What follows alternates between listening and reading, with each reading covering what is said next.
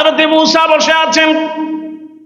এলাকার মানুষগুলো নবীজির কাছে এসে বললেন, ওগো আল্লাহর নবী মূসা, এলাকায় তো বৃষ্টি হয় না, আপনি একটু দোয়া করেন যেন বৃষ্টি হয়ে যায়। আল্লাহর নবী মূসা হাত তুলেছেন, কিন্তু বৃষ্টি তো নামে না। জিবরাইল হাজির হয়ে গেছেন। ওগো আল্লাহর নবী, আপনার এই সামনে যারা বসে আছে এর ভিতরে গুনাহগার আছে, এই কারণে আমার আল্লাহ রাব্বুল আলামিন বৃষ্টি দিচ্ছেন না। এবার যখন নবী মূসা বললেন, তোমাদের ভিতরে কে আছো গুনাহগার, এত গুনাহ করেছো যেই গুনার কারণে আমার আল্লাহ রাব্বুল আলামিন আজকে বৃষ্টি দেয় না। গুনাহগার বসে আছে।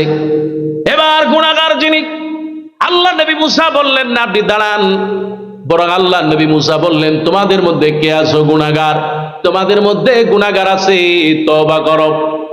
এবার মানুষের ভিতরে যিনি গুনাহগার আল্লাহর কাছে তওবা করলেন, ওগো আল্লাহ রাব্বুল আলামিন, আজকে এতগুলো মানুষের মধ্যে যদি আল্লাহ আমি দাঁড়ায় যাই, না জানি আমার কত কষ্ট হবে, আজকে আমার এত লজ্জা হবে, দুনিয়ায় বাঁচার মতো আর কোনো ক্ষমতা থাকবে না।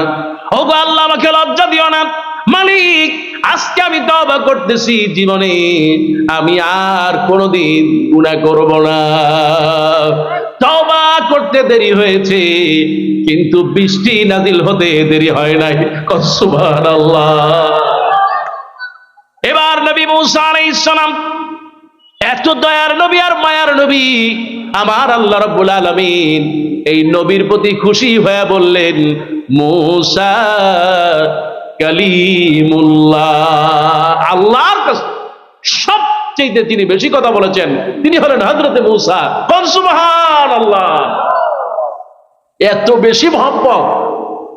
আল্লাহ পাক জিজ্ঞেস করলেন, মূসা ওমা তিলকা বিয়ামিনিকা ইয়া মূসা, ও মূসা তোমার ডাইন হাতে এটা কি? কয় এটা তো একটা লাঠি। সুবহানাল্লাহ। বললেই হয়েছে এটা একটা লাঠি। তিনি বলতেছেন এটা একটা লাঠি, এই দিয়ে আমি গাছের পাতা পাড়ি, বকরি এগুলো আমি একটু চড়াই বেড়াই।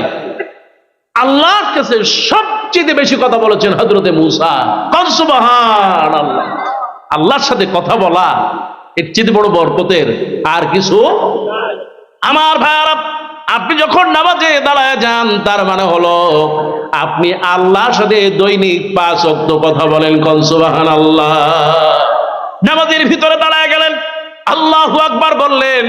আল্লাহু আকবার মানে হলো সবচেয়ে বড় তিনি কে? যুবকেরা, সবচেয়ে বড় তিনি কে? আমার আল্লাহ রাব্বুল আলামিনের